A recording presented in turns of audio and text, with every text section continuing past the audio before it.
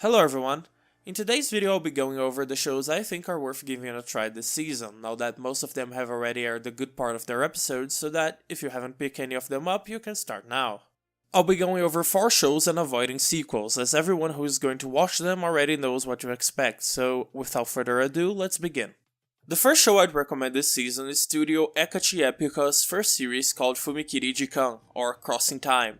It's a short anime with only 3.5 minutes per episode that tells stories that happen during the time people are waiting for railroad crosses to open. The show is episodic, with each focusing on a different set of characters as they range from cute and funny, like this one about siblings who talk via SMS because the sister thinks that walking to school with her brother is kind of embarrassing, or just plain weird, like this one about a girl who meets a salaryman who misplaced his pants and now needs her help. With pretty good voice casting ranging from relative newbies to a surprise appearance by the legendary and apparently very bad at deciding whether or not he wants to retire Norio Wakamoto, it's a pretty charming and funny show that would take less than 5 minutes of your week to watch, and I think it's definitely worth giving a try. The second show I'd recommend is Wotaku ni Koi wa Muzukashi, or Love is Hard for an Otaku, produced by A1 Pictures. It's a rom-com about 2 childhood friends, Narumi and Hirotaka, who work together in the same office and both share the same hobby as otaku. While Hirotaka doesn't really care what others think of him, Narumi hides this from everyone as she fears being negatively judged because of it. Stuff happens, and by the end of the first episode the 2 main characters decide to try dating each other, since they understand the hobby and won't judge the other for it. The show is very lighthearted and never goes into any real drama, being more of a comedy than anything else, featuring characters trying to balance their otaku lifestyle with leading a reasonably normal life. The highlight of the show for me is definitely the good chemistry between the main characters, as they work very well together as a couple and have a realistic and mature relationship, at least by anime standards. Another thing worth noting would definitely be the side character couple Karanagi and Kabakura, who have a very love-hate relationship and are voiced by Sawashiro Miyuki and Tomokazu Sugita. Both are veteran voice actors, and Sugita being the voice of Sakata Gintoki and Joseph Joestar, he's used to comedy roles that get serious at times, being a great fit for this character. Seeing the 2 of them bickering as a couple is a joy, as they both bring a lot of life into their roles. Overall, Wotakoi is a great show that I find myself waiting for every week, and if you're looking for a lighthearted romance, then look no further this season. The third show I'd recommend this season is Studio Phil's adaptation of Hinamatsuri.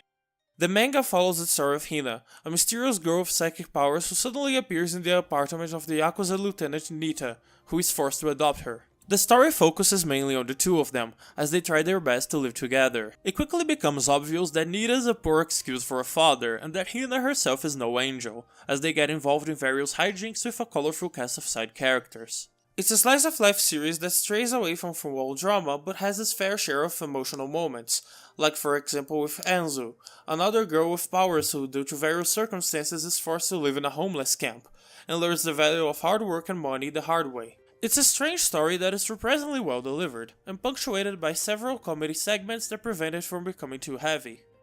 From Nita and Hina's dysfunctional relationship to other characters like Hitomi, a regular middle schooler who gets herself involved in increasingly ridiculous situations by being in the wrong place at the wrong time, it's a fun show that has a mature feeling to it, never relying too much on slapstick for its jokes, and that is sure to please most slice of life fans.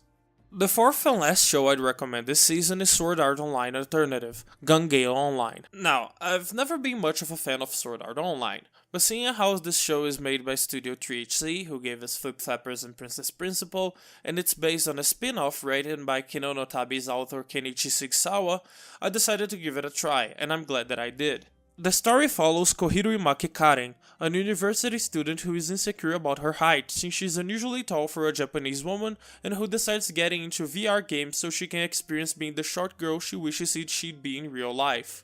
The game that allows her to do this is Gale Online, making her avatar take the form of the tiny Len, and she quickly becomes hooked as she meets other players like the mysterious Pitholi and her servant that simply goes by M, and participates in a Battle Royale style championship that is going on in the game.